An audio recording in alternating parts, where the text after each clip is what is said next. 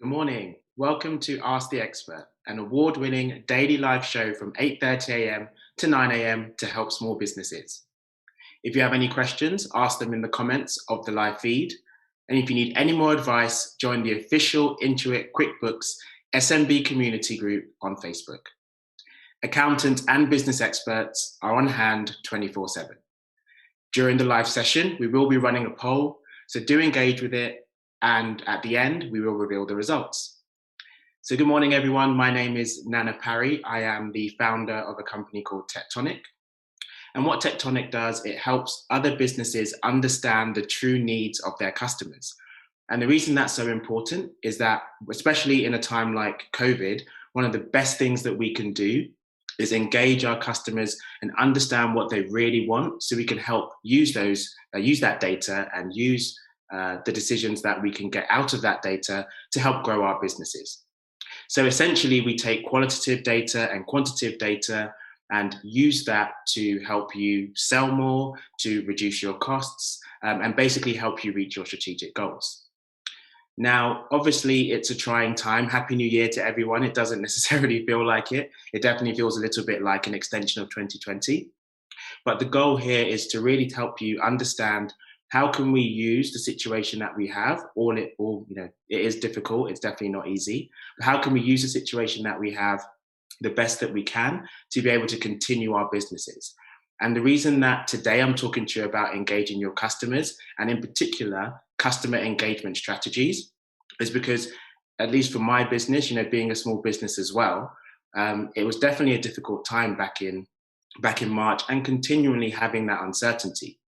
And one of the things that got us through that time was basically engaging our customers. And for the customers that we did lose, because we did lose some customers over that time, actually interacting with them and understanding their needs, so that actually a lot of them came back at the appropriate time for us to be able to deliver our services for them. So why am I talking about customer engagement strategies? Well, it's no secret that actually being able to retain customers is a lot easier than acquiring new ones. So what we want to do is take the fact that the customers that we already have already understand the value that we bring. So being able to understand that and use that to grow our business. Also, it builds brand loyalty. There's nothing like knowing that you have a customer that really understands what you're for, what you're about, and decides to be on the journey with you regardless.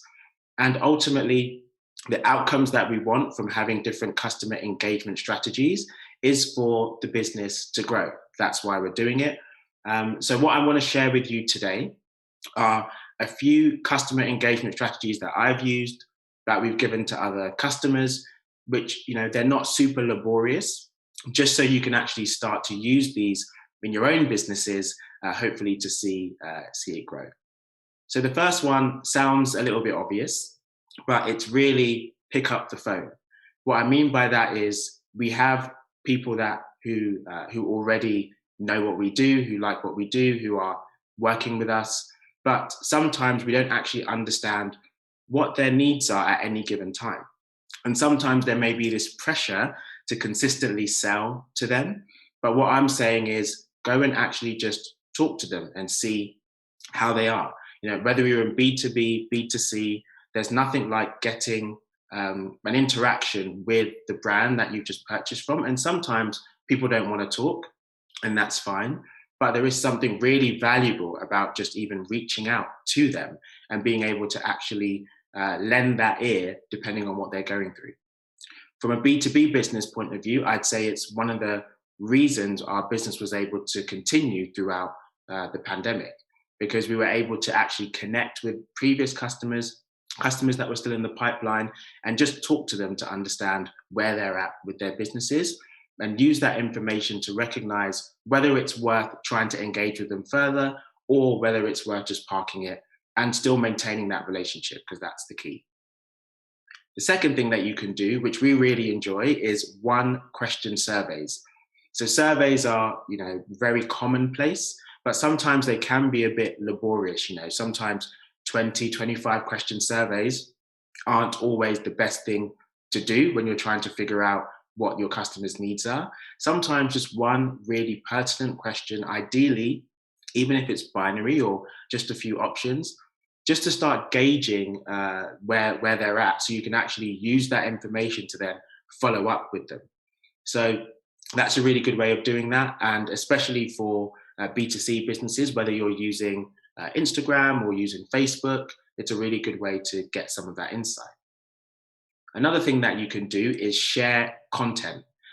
What we mean by that is, just because you have a customer, they're likely going to be interested, obviously, in the business itself, but not necessarily just their business. So you might find an article, you might find a podcast that they like, that they enjoy, that they might enjoy, and actually send that to them just to say, hey, saw this, was thinking of you, thought you might find it interesting. Regardless of whether they do or not is, by the by. The fact is, the act of actually going ahead and providing that, basically giving them that idea, is very useful to them. Another thing that you can do is build community.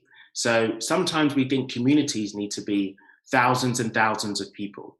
And actually, that's not the case. It can be 20, 30, 50 people that really engage with the topic that you're working with and actually really understand the problem you're trying to solve. So that can be in a WhatsApp group, it can be on Facebook, but ultimately the thing with using community is that you want to make sure you can actually contact them in a way that makes sense for you. So there are tools like Panyon where you can actually community build from the beginning with a small community, but you actually own the relationship with the customers, not necessarily the platforms such as Facebook that do so.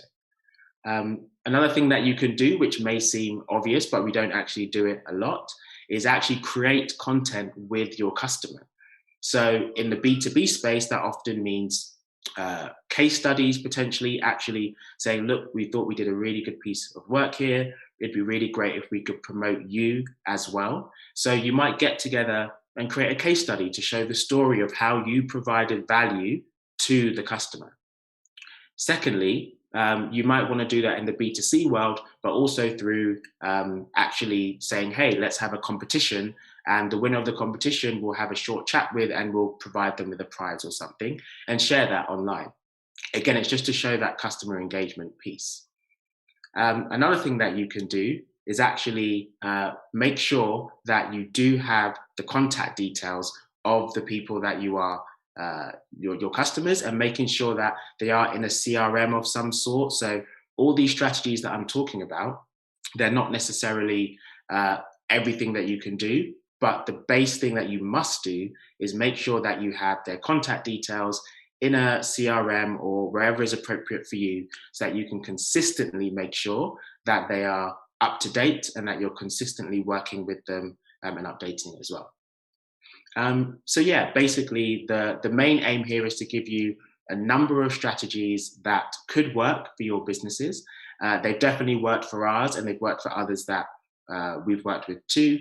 And the main aim is to choose the ones that are kind of low effort to start with. So I definitely recommend picking up the phone, and I definitely recommend just sharing an article or two or a podcast that you think your customers might like. It's not a lot of hard work, but it might be able to actually encourage a new conversation or spark a new conversation. And especially in these times when, for a lot of businesses, we can't pretend it's not difficult right now. We can't pretend it doesn't feel like these additional lockdowns are still providing more and more strain. It's really about using what we can at our disposal for our businesses to continue and survive in a continuing uncertain time. So using these strategies can really help. So yeah, hopefully that was useful, and I will start taking some questions. Okay, so I've got a question from Lola from Instagram, and she says, hi Nana, what do you feel is the best / most challenging with being an entrepreneur? That's a really good question, and I will definitely say that in terms of 2020, it was one of the hardest years of my time being an entrepreneur. I would say the most challenging thing is actually continuing to stay resilient, because being an entrepreneur, we've already accepted that it's difficult to it's an uncertain space. We do it because we love being independent. We love the problem we're trying to solve. We love helping people and actually, solving problems. But ultimately, when you have a team of people, when something like COVID hits and you don't have all the answers, it can be difficult to be completely steadfast and knowing that, okay, I don't know what the outcome will be, but I need to be there for my team. I need to be there for my people. So I would say one of the most challenging things is actually staying resilient. But another thing that can combat that to make it easier is to really share the load with the people that are closest to you within the business. So it doesn't all have to be taken upon you. You can have mentors, you can have advisors, you can have your team, and you can actually share the burden so that you're not actually feeling like it's all on you. So I would say that's one of the most challenging things about being an entrepreneur. But obviously with resilience as well, it builds growth. It builds energy, it builds muscles as an entrepreneur. And that's what you need to basically improve and get better. So thank you for that question. I've got Rodrigo from Twitter, and he says, I run a small electronics store. What's the most cost-effective and efficient way to collect customer data? I don't have any online presence yet. So yeah, Rodrigo, good question. One of the things that you could do, obviously it's right now more difficult if the store can't open, but in terms of not being online yet, one of the things that you could do when hopefully you are in a position to open is actually to take the data down or the email addresses down when they're in store if they purchase from you. So this could be literally, hey, we've got some offers coming up. We'd like to stay in contact with you in case there's something that's interesting to you, or we have a webinar coming up actually around different electronic items that might be useful as well. So being able to try not just to take the email address down or the contact details for the sake of it, but actually making sure that you are providing value as a result of that as well. So hopefully that answers your question. I've got Shawkat from Facebook Live. Hopefully I pronounced that right. Another question is, has there been a time where you felt as if you weren't able to engage with customers and understand their needs for a client? It's a good question. I don't feel there is a time that we haven't been able to engage with the customers and understand their needs. And one of the reasons that I say that as my answer is because we have specific techniques that allow us to extract the information without being too intrusive, but also not being too biased as well. So for example, if we're trying to find out whether a customer would pay a particular price for a product on behalf of our customers, we wouldn't actually go and ask them, would you pay X for this product? What we would ask them is, what have you spent what have you purchased in this particular realm? Let's say it's education. What have you spent on education in the last 3 months? How much did it cost? What were those items? And then what value did those items provide you? And questions around that, which are based in the past, they're based on fact. So then we use a combination of those data points to actually understand the needs of the customers. So it's not a case of just saying, hey, asking question 1, 2, 3, 4. It's about the intricacies between the data points that allow us to say, okay, this is fact. This is how the dots connect. And as a result, this is what your customer wants in reality. Because sometimes, probably being a customer yourself for some things, we might say that we want a particular thing, but actually in reality, when it's positioned in front of us, it's not something that we'll actually go and do. So hopefully that answers your question. We haven't had trouble doing that, but that is really because we spent a number of years refining our approach to actually make sure that we're extracting the needs in an unbiased way. Cool. Going forward, we've got Angus from Facebook. And the question is, hey, Nana, how can I ensure that the insights that I collect from customers are objective and free of any bias or subjective opinion? Is that even possible? So yeah, thank you, Angus. So I was touching a little bit on that with the previous answer. But yes, there's one thing to acknowledge, which is that bias is always going to be there. There's no way in the world we can get rid of bias, because we have all been brought up in our own ways, in our own countries, in our own ecosystems. So it's not going to be something we can totally free ourselves from. However, there are ways that you can minimize bias by certain techniques. So for example, there's something called selection bias. And this is when you really just talk to the people who are closest to you. So that might be if you're starting a new venture, friends and family, but in business, it might be if you're only speaking to the customers who you absolutely know, love what you do. That can create bias because the insights that you get from that may not be applicable to all customers. Secondly, there's another type of bias called confirmation bias. And that is basically when you ask specific questions or try to get the people that you're engaging with in terms of your customers to actually confirm what you want them to confirm. For example, asking, would you pay £5 for this product if it did X, Y, Z, and wouldn't it be great, right? That's a bad example, but intentionally to show that that type of bias exists. There's also question order bias, which is when you're actually asking the questions, sometimes you need to randomize them because actually customers or people that you speak to may feel like, okay, because I've answered question 2 in this way, I have to answer question 5 in this way. So randomizing the questions is great as well.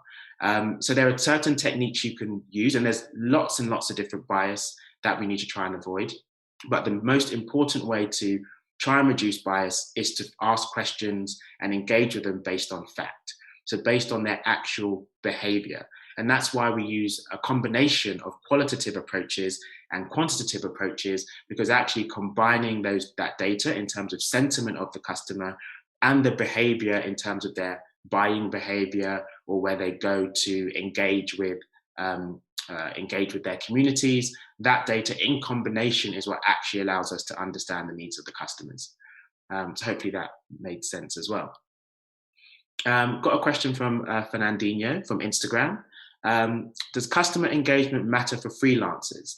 I only have three clients as I just started out. So yes, Fernandinho, it's a great question, and absolutely, I would say arguably most importantly for you, it is the exact right time, because 3 clients at the moment is a manageable amount of people to be able to really know them intimately and understand their needs. So when I've freelanced in the past, it can be quite difficult because there is a need or a desire to get more clients if you need to make a certain amount of money or to get a certain amount of experience for portfolios and things like that.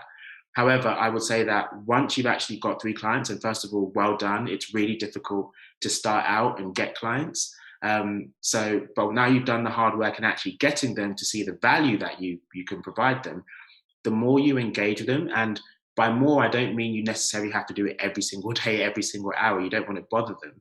But the more you're strategic in terms of how you get them to understand that you're there for them and you're riding with them to make sure that their businesses do well, they're even better. So yes, I would 100% say focus on customer engagement. Obviously, delivering great work is the best form because they will come back and say, that's a great job, really appreciate it, allowing for flexibility as well. And that will really help you grow, because when you're a freelancer starting out, word of mouth is so important. Most businesses, most freelancers, when they're starting out, it's word of mouth that gets their business to grow. So hopefully that answers your question there too. Got a question from Alex from Twitter. 1 question survey sounds interesting. Never thought of that myself before. How many answers would you say I need for it to be valuable? That's a really good question, and it very much depends on what you're trying to achieve with that 1 question survey. So with surveys, a lot of the time, if it's around feeling, which is really about sentiment, how your customers feel, it's really fine to ask that 1 question to gauge where the market is for your potential idea or for your business. However, you don't necessarily only ask that question once. You may ask it once a week. You may ask it, once a month. But actually, it's a collective sense of that data to see how are the group of people that you're speaking to or that you're sending the survey to actually feeling, And how is that changing depending on who you actually speak to? But generally, the number of people that you might need answers from very much depends on what you're trying to achieve. There are statistical models, statistical formulas that say, depending on, if you're trying to make a really key strategic decision about whether your business, produces product A versus product B, then it very much depends on your market size, the growth of the market, lots of different parameters. And if that is something you're interested in, I'm happy to follow up with you on that. But if it is just, generally just trying to gauge where your customers are feeling, even if it's just a few answers, but you're doing it repeatedly and you're seeing the trends, there can be a lot of value in that as well. So hopefully that answers that. Got a question from Bjorn from Facebook. Okay, so are online tools reliable for capturing customer sentiment? I've always faced difficulty with the accuracy of the tools. For example, they can't judge sarcasm. The tools mostly rate the sentiment based on the keywords, if they are positive or negative. Would love to know about your experience and if you have any workaround for this. So yeah, really great question, Bjorn. And I think it's great that you're bringing up some of the tools that are starting to be out there that kind of use customer sentiment to try and help you make decisions. So I do think that from a technological standpoint, it is still a bit early. There are lots of advancements in being able to use sentiment to actually gauge, positive and negative words, but some of the nuances are difficult to capture, and that's why we also have data analysts that actually do a lot of this piece of work as well. And also having the context can be very useful, which sometimes the programs don't always have. So my answer to you would be focus on using what the tools can do to inform you and not necessarily give you the full answer. Yes, it's very difficult to judge sarcasm, for example, but what we do is you might do the sentiment analysis, excuse me, but you also will maybe listen to the audio. So we have a tool called Shift, which basically allows you to ask a few questions to your target customer or your own customers, and they actually voice record the answer. And then we have transcriptions, and then you can then do sentiment analysis on it, but you've got the audio file to back up. So you're not just reliant on what the program is saying, you're actually able to listen to the audio. And there's nothing quite like actually hearing the voice of your customer, especially when they don't know you that well and they're very, very honest, and you can give them some guidance in terms of what you're looking for. In that, you're not necessarily looking for just positive answers, you're looking for the truth. And being able to compare that across different audio formats can help you in addition to the sentiment tools to actually come up with what the answer is for you in terms of making those decisions for your business. So again, very happy to have a further chat with you about that if that's of interest. So thank you. A question from Noah from Twitter. So good morning. What are the KPIs that we should begin with for measuring customer engagement? Again, really good questions on the group. Thank you for asking it. So I think the first thing is very much depends on your business. So the KPIs would be very different potentially for a B2B business versus a B2C business versus a B2B2C business versus a business focusing on selling to government or providing value to government. So I think it's important I say that it needs to be contextualized to what you're trying to achieve, to the business you're trying to run or the business you're running. But secondly, it also needs to be based on the value that you're looking to provide your customers as well. So depending on what your business model is, who your customers are, what your pricing is, how you actually go to market, the strategy part of that will also define your KPIs. But some kind of standard ones that you could use, it could be as simple as the number of customers you engage with, especially as you're starting out. If you're going from, I don't really speak to anyone, or I don't really know what my customers are feeling right now or thinking, or what their behavior is, it could literally be the first measurable measurable output could be how many customers you speak to on a weekly basis. And even if it starts off with 1, it's better than 0, right? So that could be one you start off with. Another one you could go with is simply how many surveys you have sent out. These are KPIs that are mostly measurable in the sense of how many you do, but that's based on your question being around to start out with. The reason I'm answering it in this way is because it's about getting to a point where you actually just do the things that the things that are easiest to do to start getting into the habit, and then using that to create more sophisticated KPIs. So yeah, all the ones that to start out with are really, the numbers of people you engage with, but also the number of insights that you create as well. So how do these insights that you create actually turn into decisions for your business? And that key difference between data, analytics, and insights, data being the initial raw data points that you collect, the analytics being how you look at that data in combination with other data points, and then the insights to actually say, okay, what does this mean? What do I do for my business? So you'll eventually evolve to an insight-based KPI structure, which will then help you make decisions for your business. As hopefully that helps as well.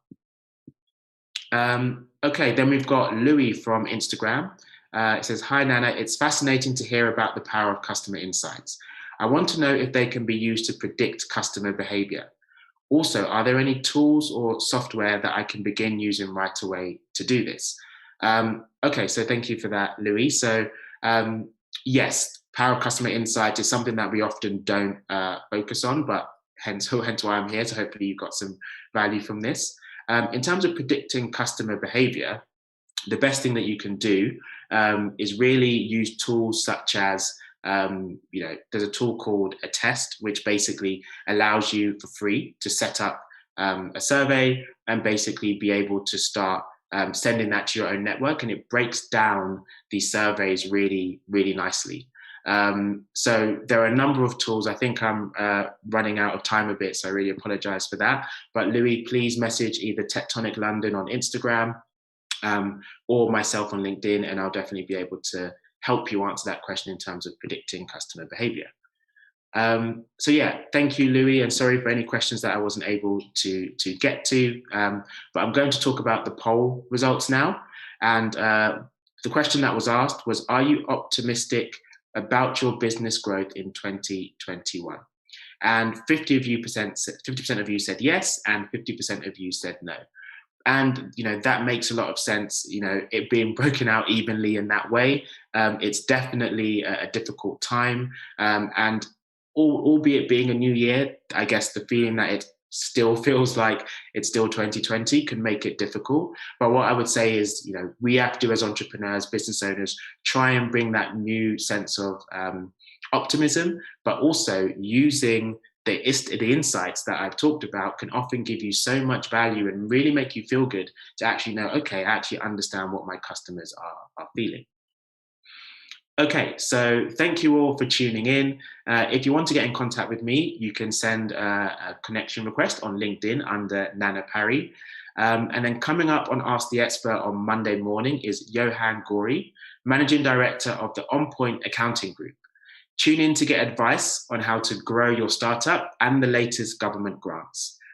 A reminder that if you need any more advice, join the official Intuit QuickBooks SMB community group on Facebook. Accountants and business experts are on hand 24/7. So thank you so much for all the questions that you provided. I've really enjoyed answering them this Friday. And yeah, have a great weekend and Happy New Year again. Thank you very much.